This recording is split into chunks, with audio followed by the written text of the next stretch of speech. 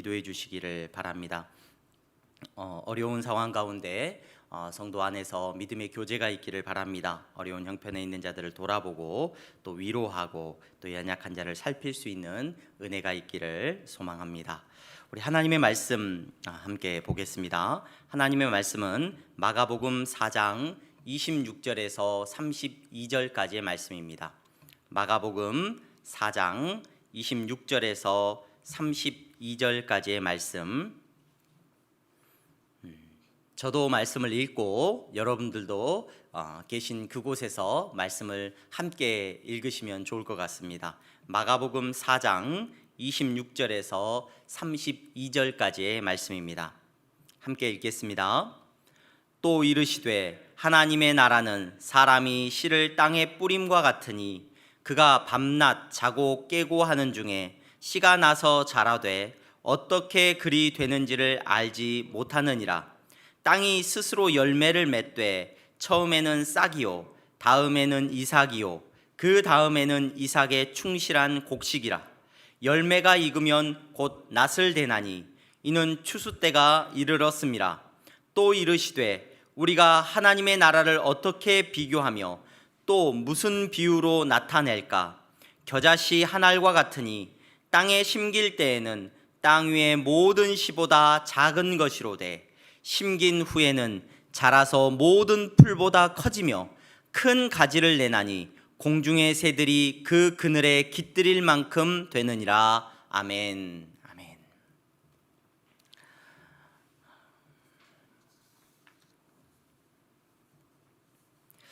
우리가 계속해서 마가복음의 말씀을 살펴보고자 합니다. 마가복음의 내용을 앞서 우리가 살펴보았던 말씀의 내용들을 한번 떠올려 보시기 바랍니다. 예수님께서 이 세상에 오셔서 우리들에게 놀라운 말씀들을 전해주셨는데 그 전해주시고 가르치셨던 말씀들의 거의 대부분, 아니 예수님께서 가르치시고자 하셨던 그 말씀의 메시지에 거의 매우 중요한 주제가 바로 하나님 나라에 대한 말씀이라는 것을 저와 여러분들은 생각해 보게 됩니다. 여러분, 왜 예수님은 하나님 나라의 이야기를 그렇게 우리에게 자주 하고 계시는 것입니까? 중요하기 때문이죠. 맞습니다. 왜 중요하기 때문입니까? 무엇 때문에 중요한 것입니까?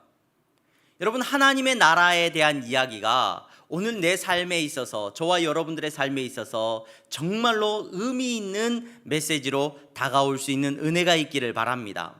여러분, 북한 땅에 살고 있는 분들 가운데 탈북을 하신 분들의 이야기를 종종 듣습니다. 북한 땅에서 살지 못하고 정말로 목숨을 걸고 중국으로 또 이렇게 배를 타고 탈북하신 분들이 계셔요. 그분들의 이야기를 들어보면 어떻게 탈북하게 되었습니까? 라는 이야기를 들어보면 내 삶이, 내가 죽게 되었는데 저 남한에 대한 이야기, 남조선에 대한 이야기, 대한민국에 대한 이야기를 들으니까 그 땅에 사는 사람들은 풍요롭고 먹을 것이 넘쳐난다는 이야기를 듣고 또 탈북하게 되었다는 이야기들을 들을 수가 있었습니다. 여러분, 저 북한 땅에 사는 사람들에게 복음은 뭐냐? 저 북한 땅에 사는 사람들에게 정말 중요한 이야기는 무엇이냐? 대한민국의 삶을 그들이 아는 것이죠. 대한민국이라는 나라, 또 자유를 누리고 있는 많은 다른 나라의 삶을 그들이 안다면 그들은 그곳에서 그냥 그렇게 살아가는 삶을 살아갈 수 없을 겁니다. 여러분, 그래서 저 북한 땅은 모든 정보를 다 차단해 버립니다. 모든 자유를 빼앗아 버리면서 다른 나라에 대한 소식을 듣지 못하도록 막아버리는 것을 우리는 잘 압니다. 왜요? 그걸 알게 되면 그들이 목숨을 걸고 탈출하든지 아니면 봉기를 일으키든지 아니면 쿠데타를 아마 일으킬 가능성이 높기 때문입니다. 여러분, 사탄의 전략도 비슷했습니다. 이 땅에 살아가는 많은 사람들이 하나님의 나라를 알지 못하도록 만듭니다. 하나님의 나라에 대해서 깨닫지 못하게 만듭니다. 하나님의 나라에 대해서 정확하게 알면, 하나님의 나라에 대한 소식을 듣게 되면 여러분, 이 땅에서 이렇게 살 수 없기 때문입니다. 그들은 하나님의 나라에 대한 소식을 들어야만 했고, 이 땅에 사는 많은 사람들은 가장 필요한 소식이 하나님의 나라에 대한 소식이었다는 것을 저와 여러분들은 생각해 볼 수가 있습니다. 예수님께서 이 땅에 오셔서 그래서 저와 여러분들에게 들려주시는 메시지가 뭐냐? 하나님의 나라에 대한 이야기를 들려주셨어요. 하나님의 나라가 어떤 나라인지에 대해서 우리에게 가르쳐 주셨습니다. 이 하나님의 나라에 대한 이야기를 들을 귀가 있는 저와 여러분들이 복된 귀인 줄로 믿습니다. 이 나라의 말씀을, 하나님 나라의 말씀을 듣게 될 때 여러분 기적이 나타나고 능력이 나타나게 되는 줄로 믿습니다. 여러분, 하나님 나라에 대한 이야기를 예수님께서 계속해서 우리에게 들려주고 계시는데, 하나님 나라에 대해서 우리가 잘 이해를 해야 되고 이 말씀에 대해서 우리가 잘 분별을 할 수 있어야 됩니다. 하나님 나라는, 우리가 생각할 수 있는 하나님의 나라는 크게 두 가지로 생각을 해볼 수가 있습니다. 첫 번째 하나님의 나라는 장차 우리에게 임할 하나님의 나라입니다. 천국이라고 말합니다. 다시 우리에게 임할 낙원입니다. 눈물도 슬픔도 없는 기쁨의 나라입니다. 질병도 죽음도 더 이상 없는 참된 낙원입니다. 여러분, 그것이 첫 번째 하나님의 나라입니다. 하나님의 나라. 장차 우리에게 다시 오실 예수님께서 이 땅 가운데 임하실 때 우리 가운데 이루어질 하나님의 나라입니다. 또 하나의 하나님의 나라는 어떤 나라냐? 그와 동시에 예수님께서 늘 우리에게 들려주시는 하나님의 나라에 대한 이야기는 이 두 가지가 섞여 있어요. 장차 올 하나님의 나라와 지금 오늘 우리가 살아가고 있는 이 세상 속에서, 우리가 살아가고 있는 이 삶 속에서 이루어진, 곧 예수 그리스도로 말미암아 구원받은 성도들이 누리며 살아가는 하나님의 나라를 의미합니다. 이 두 가지 성격, 이 두 가지의 하나님 나라를 저와 여러분들이 바르게 균형 있게 잘 이해하는 것이 중요합니다. 이미 우리가 누리고 살아가고 있는 하나님의 나라, 그리고 우리에게 아직 찾아오지 않는 하나님의 나라를 우리가 예수님의 말씀 속에서 동시에 발견할 수가 있습니다. 오늘 우리가 읽고 지금 살펴보려고 하는 이 말씀의 내용 속에서도 우리는 하나님의 나라를 이처럼 두 가지 의미로 동시에 살펴볼 수가 있습니다. 여러분, 이 두 가지 의미를 살펴보는데 여러분 먼저 기억하셔야 될 것은, 우리 가운데 임할 하나님의 나라는 완전한 나라고, 우리 가운데 임하게 될 하나님의 나라는 온전한 나라고, 정말로 마지막 때에 우리 가운데 이루어질 그 하나님의 나라에는 영원한 기쁨과 만족함이 있다는 것을 먼저 기억해야 되는데, 그 다음으로 우리가 반드시 기억해야 되는 것이 있습니다. 그것은 뭐냐면, 오늘 우리가 살아가면서 우리가 이루어가고 있고 우리가 누리고 있는 이 하나님의 나라, 내 삶 속에서의 하나님의 나라는 여러분 결코 그렇게 기쁨만이 가득하지는 않다는 것을 기억할 수 있어야 됩니다. 내 삶의 하나님의 나라, 이 세상 속에서 살아가는 하나님 나라 백성으로서의 삶은 때로는 눈물이 나고 때로는 답답하기도 하고 고난의 길을 걸어가는 삶일 수도 있다는 것을 기억하시기를 바랍니다. 왜 그렇습니까? 자기를 부인하고 십자가를 지고 걸어가는 그 삶이 어떻게 그렇게 편하고 즐겁기만 한 삶일 수 있겠습니까? 내 자존심과 내 고집이 죽어야 되는 삶이 여러분 어떻게 그렇게 행복하고 즐겁기만 한 삶일 수 있겠냐는 것입니다. 여러분, 하지만 오늘 내 삶 속에서 살아가야 하는 이 하나님 나라의 삶은 너무나도 중요합니다. 오늘 내 삶 속에서 살아가야 하는 하나님 나라의 삶은 너무나도 의미가 있습니다. 왜 그렇습니까? 오늘 하나님의 나라를 경험하면서 누리면서 살아가는 성도가 장차 이 세상에 임할 하나님의 나라를 경험하게 될 것이기 때문에 그렇습니다. 오늘 하나님의 나라 가운데 살아가는 성도가 영원한 천국 백성으로서의 삶을 동시에 살아가게 될 것이라는 것을 저와 여러분들은 기억하시기를 바랍니다. 지금은 하나님 나라 백성 아니지만 죽으면 하나님 나라 간다? 여러분, 안타깝게도 그런 일은 없는 것 같아요. 그런 일은. 오늘 내 삶 속에서 하나님의 나라가 이루어진 성도에게 장차 하나님의 나라의 영광이 임하게 되는 놀라운 은혜가 있을 줄로 믿습니다. 저와 여러분들이 오늘 이 말씀 속에서 오늘 내 삶 속에 하나님의 나라를 경험하고 누리시고 장차 여러분들의 삶 가운데 임하게 될 영광스러운 하나님의 나라를 경험할 수 있기를 주님의 이름으로 축원합니다. 여러분, 지난번 설교 시간에 저는 여러분들과 함께 씨 뿌리는 자의 비유에 대한 말씀을 나누었습니다. 오늘 우리가 살펴보고자 하는 하나님 나라에 대한 이 메시지도 여러분 씨를 뿌리는 비유와 이어져 있는 비유입니다. 예수님께서는 씨 뿌리는 것을 되게 좋아하셨던 것 같아요. 그 씨 뿌리는 비유를 되게 즐겨 사용하시는 것을 보게 되는데 26절에서 29절까지의 말씀을 먼저 살펴보시기 바랍니다. 26절에서 29절 우리가 읽은 이 본문에 나와 있는 씨 뿌리는 자에 대한 비유 여러분들이 먼저 살펴볼 것인데, 이 씨 뿌리는 자에 대한 비유, 씨 뿌림에 대한 비유가 26절에서 29절에 먼저 기록이 되어 있고요.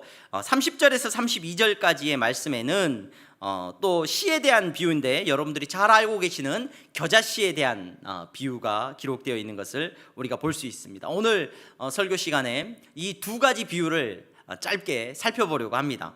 여러분, 좋은 밭에 뿌려진 씨는 30배, 60배, 100배의 열매를 맺는다는 이야기를 지난 시간 비유를 통해서 우리는 살펴볼 수 있었습니다. 이 본문의 말씀을 통해서 여러분들이 기억해야 되는 것이 무엇이라고 제가 여러분들과 말씀을 나누면서 이야기했습니까? 여러분, 30배, 60배, 100배 하나님 나라의 백성, 하나님 나라의 백성, 곧 좋은 밭에 뿌려진 씨를 그 마음속에 품고 있는 사람의 삶은 30배, 60배, 100배의 열매를 맺는데, 30배, 60배, 100배의 열매를 맺는다는 것은 어떤 결과물을 얻는 것이 아니라고 말씀을 드렸습니다. 30배, 60배, 100배라는 이 말씀은 여러분들의 삶 속에 심겨진 하나님 나라의 말씀이 30번이고 60번이고 100번이고 순종하는 삶의 모습으로 나타나는 것을 의미한다라고 여러분들에게 말씀을 드렸습니다. 여러분, 오늘 우리가 읽은 이 본문의 말씀 속에서는 무엇을 이야기하고 있느냐? 본문의 말씀을 한번 보시기 바랍니다. 또 이르시되 하나님의 나라는 사람이 씨를 땅에 뿌림과 같으니 그가 밤낮 자고 깨고 하는 중에 씨가 나서 자라되 어떻게 그리 되는지를 알지 못하느니라. 어떻게 씨가 싹이 나고 자라고 하는지를 알지 못한다는 거예요. 교회 화단에 예쁜 꽃들이 피어 있습니다. 우리 성도님들이 와서 분꽃도 피어 있고 또 만수국도 피어 있고 백합도 피어 있는데 보지 못하고 함께 즐기지 못하는 그런 안타까움이 있습니다. 근데 저 꽃들이 피는 모습을 제가 아침마다 교회에 오면서 이렇게 살펴보는데 어제와 또 달라져 있고 또 오늘과 또 내일은 또 달라져 있는 그런 모습들을 우리가 경험하게 되는데, 어떻게 저렇게 자라는지, 어떻게 저렇게 쑥쑥 자라고 있는지 자라는 모습을 볼 수가 없습니다. 하지만 분명히 저녁이 되고 아침이 되면 금세 자라있는 그 풀들의, 그 화초들의 모습을 볼 수가 있었습니다.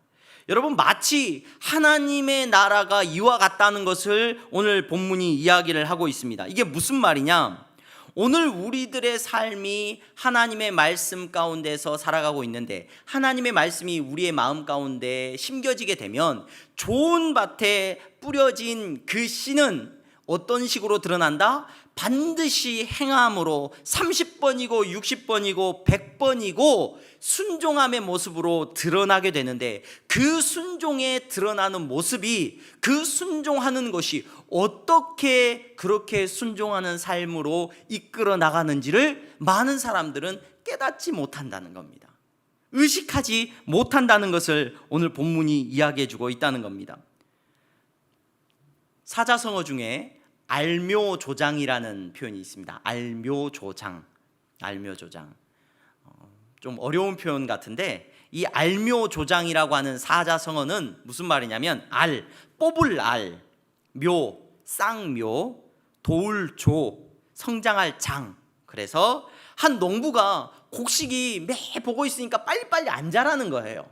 그래서 그 곡식을 보고 안타까운 마음에 내가 곡식을 좀 도와줘야 되겠다, 곡식이 자라는 걸. 그래가지고 자라고 있는 곡식을 다 쑥쑥 뽑아놨어요. 이렇게 좀 빨리빨리 자라라고. 그 다음날 가봤더니 그 곡식이 어떻게 돼 있어요? 다 말라서 죽어 있습니다. 그래서 여러분, 싹이 자라는 게 더디 자란다고 해서 뽑아서 키울 수가 없죠. 마치 여러분, 저와 여러분들의 마음 가운데 심겨진 하나님 나라의 말씀을 우리가 의식해서 우리가 자라게 하고 우리의 능력으로 키우고 우리의 능력으로 무언가를 이루어갈 수 있는 것처럼 생각할 때가 참 많이 있지만, 오늘 예수님께서 들려주시는 이 하나님 나라의 비밀의 말씀을 살펴보면 무엇입니까? 그 말씀이 자라나고 순종하고 그 말씀이 순종케 하고 그 말씀이 내 삶을 이끌고 가도록 하는 그 놀라운 능력이 나타나는데, 그것을 깨달을 수가 없고 그것이 어떻게 그렇게 되어지는 것인지를 알 수가 없다는 것을 오늘 하나님께서 우리에게 말씀해 주고 계십니다. 여러분, 예수 그리스도 안에서 말씀을 겸손히 듣는 여러분들은 여러분들의 삶을 날마다 살아가면서 말씀이 여러분들의 삶 전체를 변화시키는 것을 경험한 성도인 줄로 믿습니다. 그런데 여러분들의 삶이 말씀 안에서 완전히 변화되어지는 것을 경험했는데, 그 완전히 변화되어진 삶이라는 것, 여러분, 그것은 온전히 은혜라는 사실을 기억할 수 있었으면 좋겠습니다. 여러분, 예수님을 만나고 그분을 믿고 그분의 말씀이 심겨지고 하나님 나라의 백성이 되었습니까? 그리고 나면 여러분, 어떤 일이 우리 안에 일어납니까? 밥을 먹는 이유가 달라지죠. 식사를 하는 이유가 달라집니다. 맛있는 거 먹는 이유도 달라집니다. 여러분, 돈을 버는 목적이 달라지죠. 여러분, 학생이 공부를 하는 이유가 달라집니다. 예수님을 만나고 예수님의 말씀이 그 10년 가운데 심겨진 사람은 공부를 하는 이유가 달라요. 운동을 해야 된다. 운동을 하는 이유도 다릅니다. 어떻게 이렇게 바뀐 겁니까? 어떻게 그렇게 바뀐 삶을 살아갈 수 있는 겁니까? 어떻게 30번이고 60번이고 100번이고 순종하는 삶을 살아가는 겁니까? 성경은 오늘 말하고 있는 겁니다. 그것은 우리의 노력과 우리의 어떤 의지와 우리의 생각과 우리의 지혜가 아니라 완전히 은혜라는 것을 오늘 성경이 말해주고 있습니다. 완전히 은혜입니다. 완전히 은혜.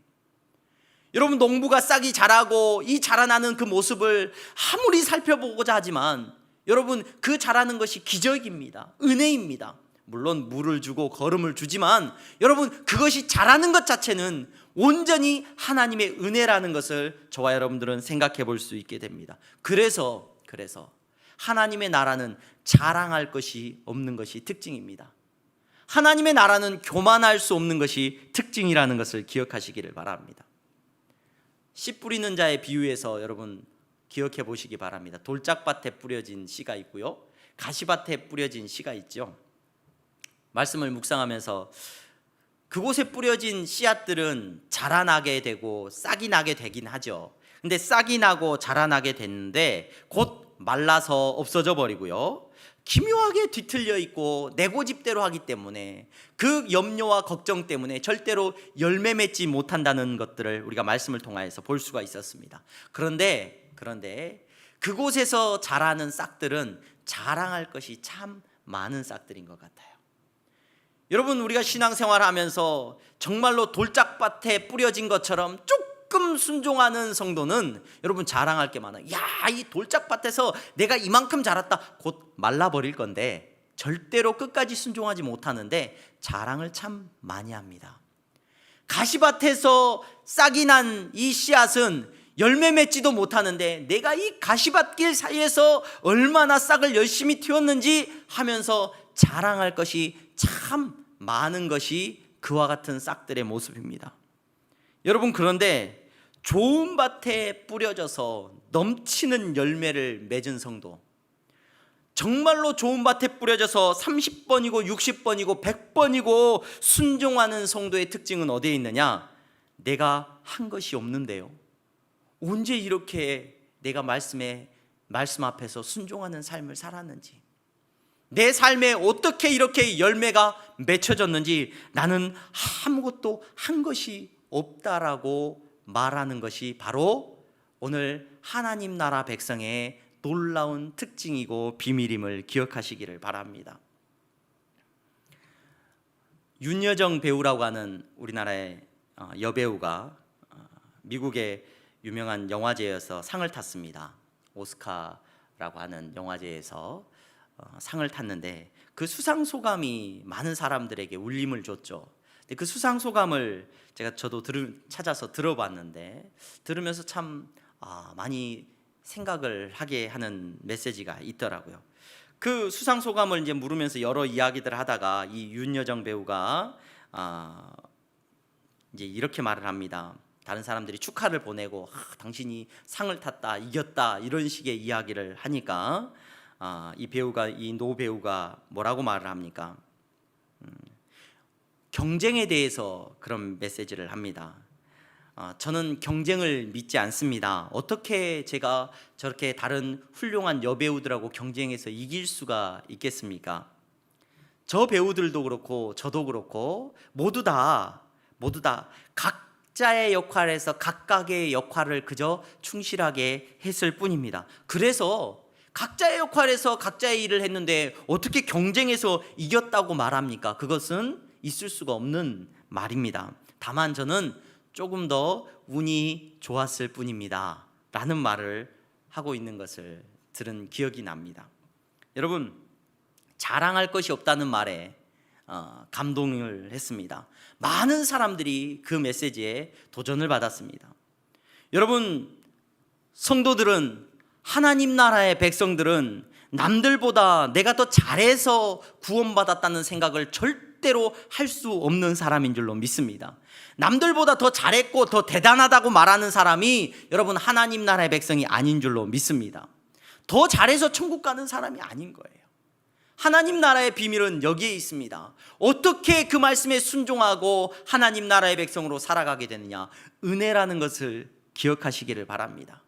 그래서 우리 향동교회 성도 여러분들은 혹여라도 입술로라도 여러분들의 입술의 고백을 통하여서 우리 교회는 다른 교회보다 더 좋아. 우리 이런 말씀을 하시는 분들은 별로 없겠지만 우리 목사님이 다른 목사님보다 더 좋아. 더 훌륭해. 우리 교회가 하나님이 더 기뻐하시는 일을 많이 할 수 있어. 우리 교회가 더 다른 교회보다 뛰어나. 여러분 입술로라도 여러분 그런 고백이 나오지 않기를 바랍니다.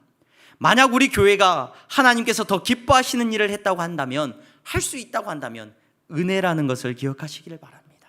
은혜입니다. 내 가족이, 내 삶이 더 대단한 일을 했다고 한다면 여러분 더 순종할 수 있었고 더 말씀 앞에서 무릎 꿇고 그 말씀이 내 삶 속에서 30번이고 60번이고 100번이고 드러났다라고 한다면 여러분 은혜입니다. 은혜라는 것을 기억하시기를 바랍니다. 여러분 마지막 때에 임하는 하나님의 나라도 마찬가지라는 것을 기억하시기 바랍니다. 오늘 내 삶 속에서의 순종의 모습도 은혜라고 합니까? 여러분 그 성도가 누리게 되는 마지막 때에 임하게 되는 하나님 나라의 백성들도 똑같이 고백할 거예요. 똑같이. 예수님께서 마태복음 25장에 비유를 드십니다. 양과 염소의 비유를 드십니다. 그러면서 양을 향하여서 구원받은 하나님 나라의 백성을 향하여서 뭐라고 말씀하십니까? 내가 줄일 때에 너희가 먹을 것을 주었고 목마를 때에 마시게 했고 나그네 되었을 때 너희들이 나를 영접했다 라고 말씀하십니다. 너희들이 내가 헐벗을 때 옷을 입혔고 병들었을 때 돌보았고 옥에 갇혔을 때 와서 보았다. 여러분 예수님이 양들을 향하여서 그렇게 말씀하시죠. 의인들이 대답을 합니다. 37절 25장 37절에 보면 의인들이 대답하여 이르되 주여 우리가 어느 때에 주께서 줄이신 것을 보고 음식을 대접하였으며 목마르신 것을 보고 마시게 하였나이까? 어느 때에 나그네 되신 것을 보고 영접하였으며 헐벗으신 것을 보고 옷 입혔나이까? 어느 때에 병드신 것이나 옥에 갇히신 것을 보고 가서 배웠나이까 하리니. 여러분 하나님 나라의 백성은 뭐라고 말하느냐? 예수님 그때 내가 도와드렸죠. 예수님 내가 그때 일 많이 했죠. 예수님 내가 순종 많이 했죠. 아니요, 하나님 나라의 백성은 한 것을 알지를 못해요. 그 말씀대로 순종한 삶으로 자랑할 것이 없다는 겁니다. 전부 은혜라는 겁니다. 전부 은혜. 여러분 우리가 언제 구원받을 대단한 일을 했습니까? 여러분 우리는 구원을 받은 사람입니까? 이단들의 특징이 있습니다. 이단들의 특징은 어떤 특징이 있냐면 자기들은 늘 구원받았다고 확신을 해요. 이단들이 가지고 있는 매우 중요한 특징이에요. 자기들은 구원을 받았대요. 자기들은 구원의 확신 속에서 살아가고 있습니다. 여러분, 성도는 구원의 확신을 함부로 자랑하지 않습니다. 여러분, 성도는 두렵고 떨림으로 구원을 이루는 사람이라는 것을 기억하시기 바랍니다. 빌립보서 2장 12절, 그러므로 나의 사랑하는 자들아, 너희가 나 있을 때뿐 아니라 더욱 지금 나 없을 때에도 항상 복종하여 두렵고 떨림으로 너희 구원을 이루라. 여러분, 구원은, 하나님의 나라는 은혜라는 것을 기억하시기를 바랍니다.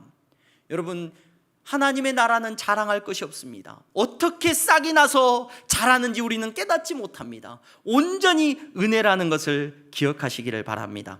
하나님의 나라는 은혜 입은 성도들의 나라예요. 하나님의 나라는, 거룩한 백성들은, 하나님의 나라의 백성들은 자랑할 것이 많은 성도가 아니라 오직 은혜 입은 성도들의 모임이라는 것을 기억할 수 있는 저와 여러분들이 되시기를 바랍니다.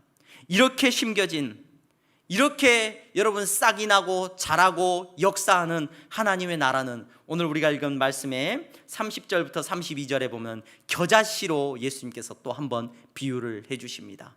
하나님의 나라는 또한 겨자씨와 같다라고 말씀을 하십니다. 여러분, 이 비유를 여러분들에게 설명하기 위해서 겨자씨가 어떻고 싹이 나서 자라는 모습이 어떻고 새가 깃드는 게 어떤 의미가 있고 구체적으로 여러분들에게 설명하지 않아도 여러분, 이 비유는 분명합니다. 아주 단순합니다. 어떤 비유입니까? 처음에는 작지만 나중에는 힘이 크다는 거죠. 아주 작고 보잘것없어 보이지만 여러분, 시간이 지나고 나면 이것이 사람들을 놀라게 할 만큼 놀라운 모습으로 나타난다는 겁니다. 여러분, 하나님의 나라의 성도의 삶에 여러분 심겨진 하나님의 말씀은, 예수 그리스도의 말씀은, 그 마음밭에 심겨진 말씀에 순종하는 삶은 아주 작아 보일 수 있습니다.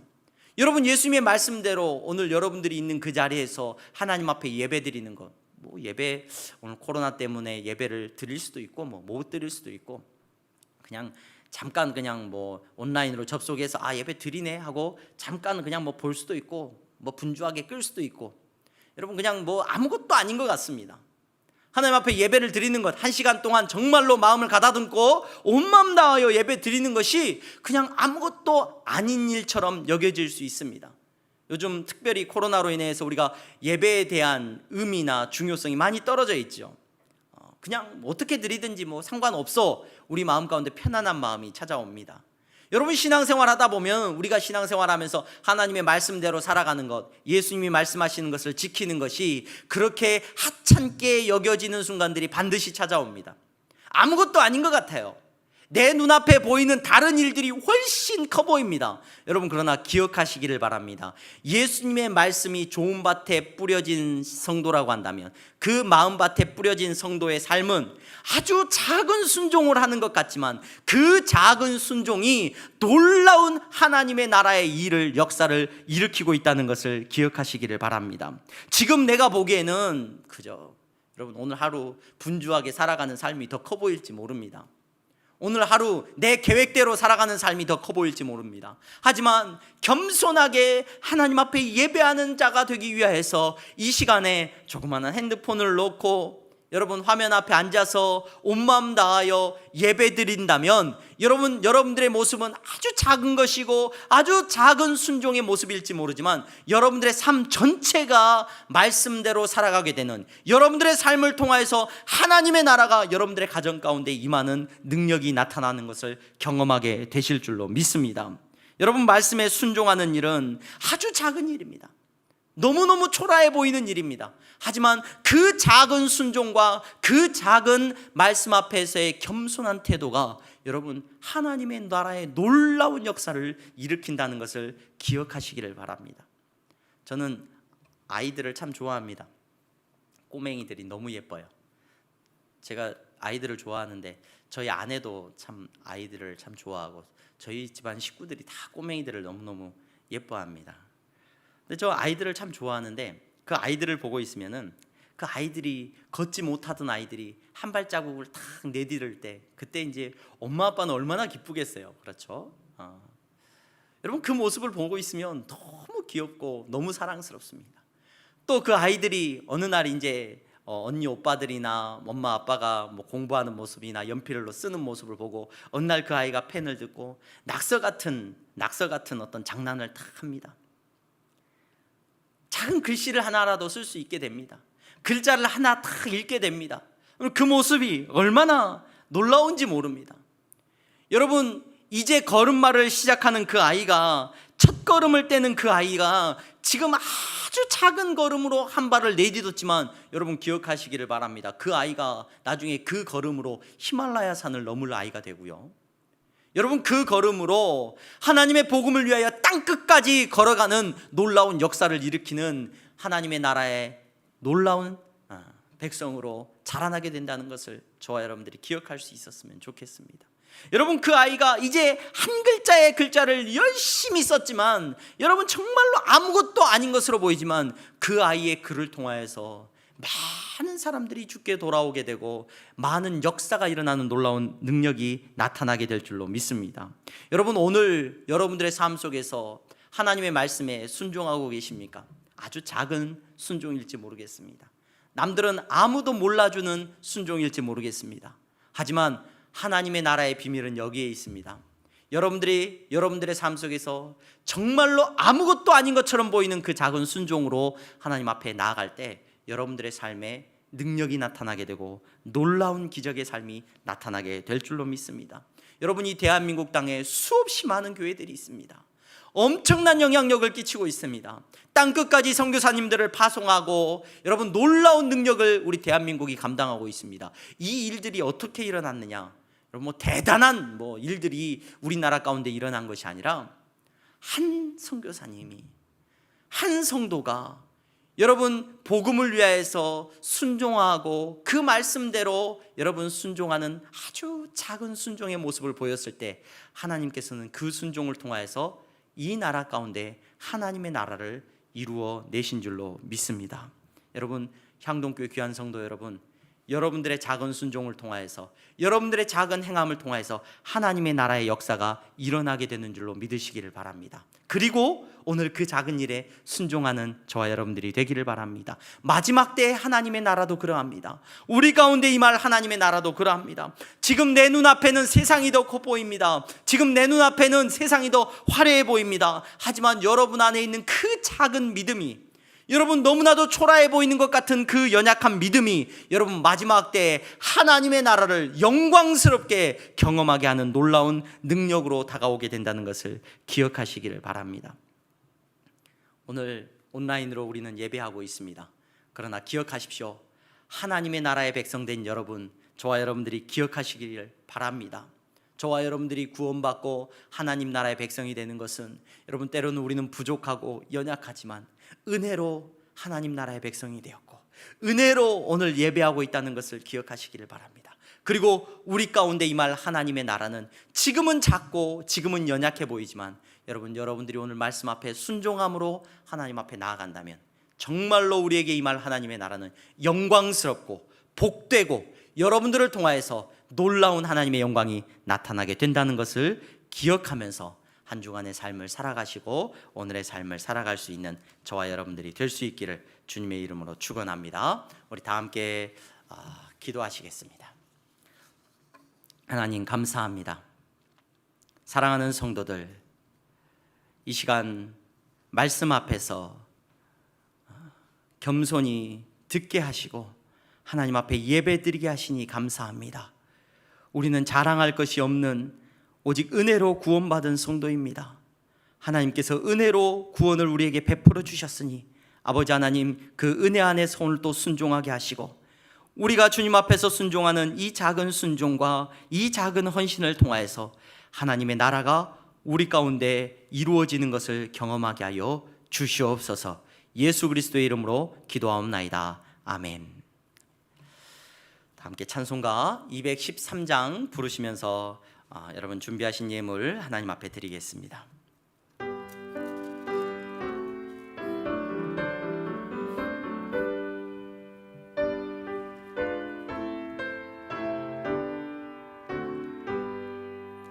나의 생명 드리니 주여 주셔서 세상 살아갈 동안 찬송하게 하소서.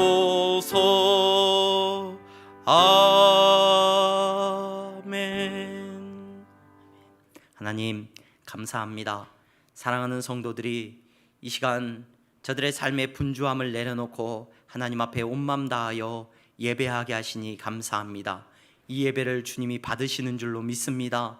아버지 하나님, 작고 초라한 모습으로 하나님 앞에 나아갔을지 모르지만 하나님 저들의 마음에 그 믿음을 보시고 겨자씨만한 믿음을 보시고 하나님의 나라가 저들의 삶 속에서 이루어지는 것을 경험케 하여 주시옵소서. 이 시간 하나님 주님 앞에 정성되이 구별되게 하나님 앞에 11조의 예물을 드리고 감사의 예물을 드립니다. 주님이 받으시는 줄로 믿습니다. 아버지 하나님, 믿음으로 드리는 예물이 되게 하여 주시옵소서. 선교의 예물을 드립니다. 장학헌금을 드립니다. 건축헌금을 드립니다. 아버지 하나님 앞에 믿음으로 드리는 예물이 되게 하여 주시옵소서. 내가 헌금을 드릴 수 있는 것도 은혜인 줄로 믿습니다. 아버지 하나님, 이 작은 순종 앞에서 주여 능력이 나타나기를 원합니다. 기적이 나타나기를 원합니다. 저들이 드리는 헌금을 통하여서 교회가 세워지게 하시고 땅끝까지 복음이 전해지게 하시고 우리의 다음 세대가 주여 살아나게 하여 주시옵시고 아름다운 예배당이 세워지는 역사가 일어나게 하여 주시옵소서. 주님 앞에 드릴 것 없어 경제적으로 힘들어하는 성도들이 있습니까? 아버지 하나님, 더 큰 위로를 주시고 더 큰 축복을 허락하여 주시옵소서. 예수 그리스도의 이름으로 기도하옵나이다. 아멘. 우리 다 함께 일어나서 주기도문 찬양하심으로 예배를 마치도록 하겠습니다.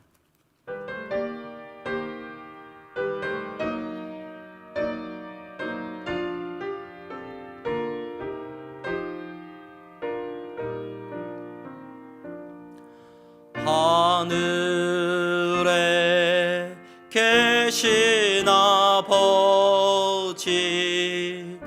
이름 거룩하사 주님 나라 임하시고 뜻이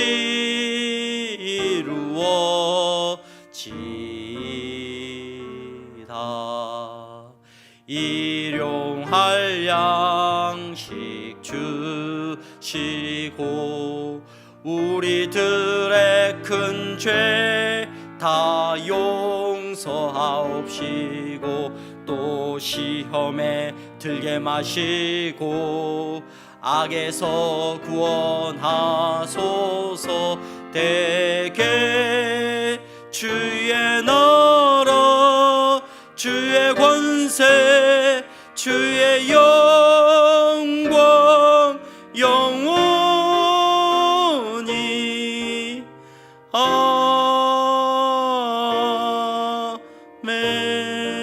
아멘. 주 예수 그리스도의 은혜와 하나님 아버지의 사랑하심과 성령의 교통 충만하심이 이 시간 온 마음 다하여 주님 앞에 예배하는 사랑하는 성도들의 머리 위에, 저들의 가정 위에 이제부터 영원토록 함께 있을지어다. 아멘.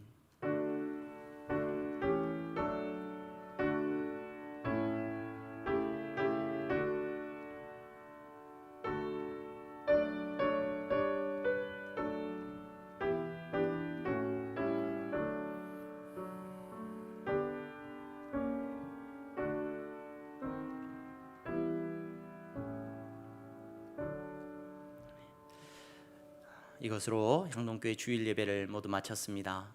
여러분 가정에서 여러분들의 삶 속에서 말씀의 날마다 순종하는 은혜가 있기를 소망합니다.